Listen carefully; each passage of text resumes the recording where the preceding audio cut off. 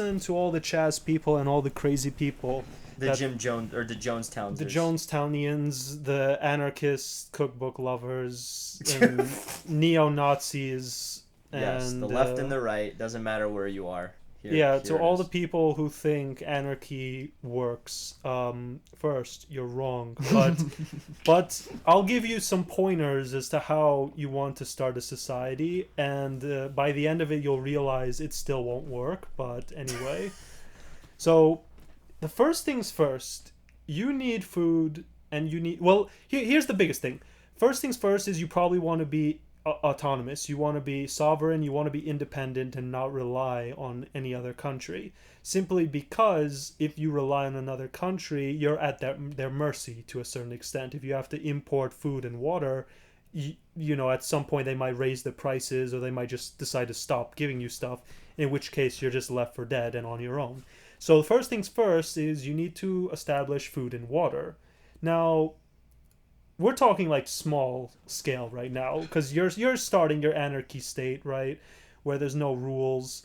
Actually, no, I'm not talking anarchy. I'm talking utopian. Come on, man, feed me the utopia. So utopian society. So basically, if you want a utopian society structure, first of all, you need to establish what you need. What you need is food and water, first of all. And since we live in the modern era, you're probably going to need electricity too. Mm-hmm. So you probably want to set up base probably near a water source, whether it's a lake or a river or something like that, simply because water is important. And you're going to need agriculture, so you're going to need to know how to farm, and you're not going to need the manpower to sustain it. You're probably going to need wood or metal, but more realistically wood, to create housing. And you're going to need. You don't need it, but it definitely will help if you have technology, like if you have a refrigerator and you have an oven. So you need electrical appliances. How do you get all that? Well, first you need to start a farm, and you need to have a group of people that are willing to do it, right? So you grow the food and you have your water source. So now you have your food, and basically it's going to be a cycle. You're just going to keep growing the food. You're going to keep growing the food, and you're going to eat it, and then rinse and repeat over and over and over again. And at its core, that's basically utopian society, because there's nothing more to that. There's no problems. There's no nothing. Now, this is obviously assuming the weather doesn't screw you over, assuming there's no drought, there's no flooding, the seeds don't go fertile, there aren't animals that eat your food. So assuming all that doesn't affect you, voila, perfect utopian society. Now, the bigger the population is, the more food and water you're going to need to use. So now you need to establish responsibilities, like who's going to be working in the field, who's going to cook the food, who's going to get the water, who's going to clean. You need to establish a lot of order and structure. Now, whether or not you cycle through, like people alternate shifts, or there's just designated people, that's up for you to decide. But essentially, if you don't do structure, then you won't have food and you'll die. Simple as that. So you have all that. Now, here comes the part where people that are not going to like to hear this. And that's, how do you distribute the food? Now, listen, if you're like a 6'6", 300-pound giant of a man versus like a 5'1" woman, who should get more food?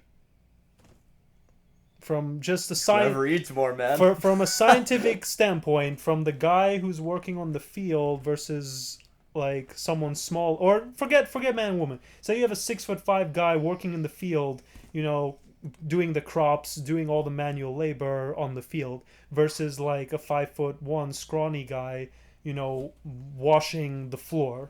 Who gets more food? It's like, well, in a perfect world they'd all get the same, but you're not living in a perfect world. Perfect world characterized by surplus.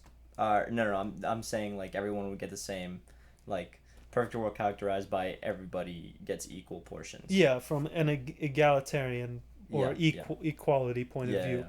But like the thing is, that kind of equality doesn't work because you're just completely ignoring factual science just for subjective morality. Mm-hmm. If a guy uses more energy and is bigger, he's going to expend more energy, which means he needs to recuperate it with more food. So you need to give it to that. Mm-hmm. Now, in a utopian society, all the little people would realize that's fair. That's not going to happen, but that if you want a utopian society, all those little people that are doing less of the energy consuming work, they're going to need to realize that they shouldn't be getting the most food. Yeah. So it is unfortunate. It's ironic because on a community basis you need to Work together. you're working together but accepting that there is difference between you and the other person. So kind of contradictory in sense what you're describing. It's like a mix between it's like a mix between equality for all, but an opposite of what we talked about before. What my friend said, on an individual basis, you are only working for the group. On the group basis, you are understanding that you are all different individuals. Yeah, but we're not talking about an equality society. We're talking about a utopian No, I know. society. That's what I'm saying that you're describing. Yeah. I'm saying like on an individual basis, you are not doing stuff for yourself. You're doing stuff for the greater good of the group. And on a group basis, you understand that you are yourself different, and that is a constituent part of the society. And what part that plays is the part that helps it grow further, rather than, not from a sense that you as an individual are causing technological advancement, but rather you as an individual are one of the pieces in the puzzle to help it all. You are not the reason that the semiconductor or the transistor just allowed computing to explode. Yeah. Like you and 20 million others as in your little society are the reason that this transistor exploded. Yeah. So basically what I've outlined is the basic form of how a utopian society could actually successfully function. Now, here's the part where I tell you what it would take to completely ruin that entire ecosystem. Mind you, this is an extremely small scale. Like, this is less than 100 people society. It would work, except for one thing. What happens if someone dozes off? Or wants a little more food? Or steals some food for their children? You're familiar with chaos theory, correct? Shut up, Pete. Come on, man. The butterfly flaps its wings in Brazil and there's a hurricane in New York. That's the butterfly effect, not chaos theory. That is They're the same theory. name? It's like derived. I'm just saying, like, the smallest little change can disrupt something. I mean, like no one's seen before. That's my point, like, you just need the smallest little change. You need someone to doze off. You need someone to decide, just I get want bored. a little bit. Yeah, exactly. So now you might be thinking, oh, that's not a big deal. Someone's feeling a little sleepy. Someone's stealing food for their kids. That's not a bad thing at all. And we could just overlook that, right? Well, that's on the assumption that everyone is willing to overlook that. 1. 2, if all of you actually somehow agree to overlook that, what's stopping them from doing it again? Nothing. And what happens if they keep doing it? They'll do it more. That's why the expression, give them an inch, they'll take a mile. If you tolerate this kind of behavior, they'll just do it worse and worse and worse. And what this will cause is it'll cause friction. It'll cause either people will start pointing fingers and saying, hey, you're not doing work. And this causes tension, which ruins the utopian society, because now people are no longer working together. People are now more worried about the contribution of others. And guess what? Bye-bye, utopian society. And what most likely will end up happening is there'll be a divide. Either that group will be... One group will secede, possibly. Yeah. So now you have 2 farms. Yeah. And then you have competition, and we're just back to the same thing. It's a cycle. And we have competition, and then within those 2 groups, there's eventually, within a few months or years, there'll be more groups, and they divide, so now you have 4, and then 8. and then 20,000, and then by the time you realize it, the whole world has like 217 countries, and they all hate each other.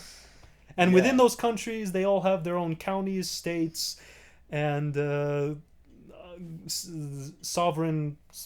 Sovereign CHAZs, CHAZanites. So So as I could see, and I agree and disagree with your utopian society. you don't think it would work if everyone got Well, over I know themselves? I know it wouldn't work, but it's I just know it because would of work. in human nature. I know it would work, but the stipulation is out of fear.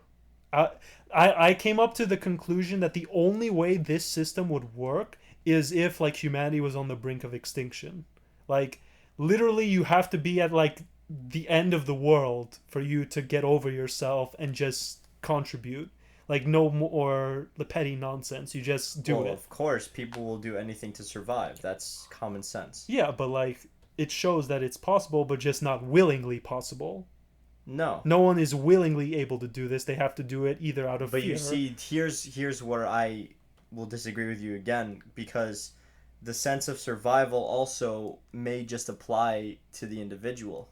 Unless the individual has realized that the only way to ensure their individual survival is through a group, like they're gonna try to do whatever they can to just ensure their own survival. Why would I care about the whole group surviving when I can just make sure I'm alive? Because quite frankly, like I can be the most sympathetic person on this planet. I can literally like see you, like your like hypothetical situation, your grandparents just passed away, and I can feel as bad for you as I possibly can. I'm crying with you every day and I'm sympathizing.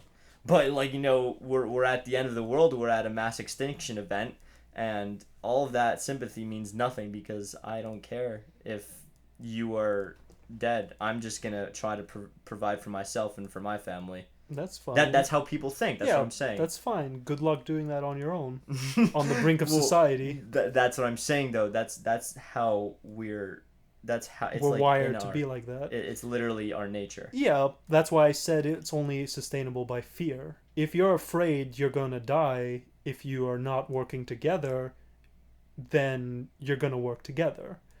Once that fear is gone, exactly. once that fear is gone, you're no longer like, who cares? I can doze off if I want. I can take an extra apple from the pile, and that brings us like strangely. That brings us back to what we said in a previous podcast, that we just need an enemy. We just need a problem. These people who are fighting in CHAZ, they don't have problems. Like if you spend your life sitting around a bunch of blocks screaming in the streets and shooting each other, do you really have problems? Like actual problems, or just made up problems? Time. Too much time. You have time on your hands. You have too much time. Oh man. If they had like a legitimate problem to overcome, they probably wouldn't be shooting each other in the streets. Hot take, right?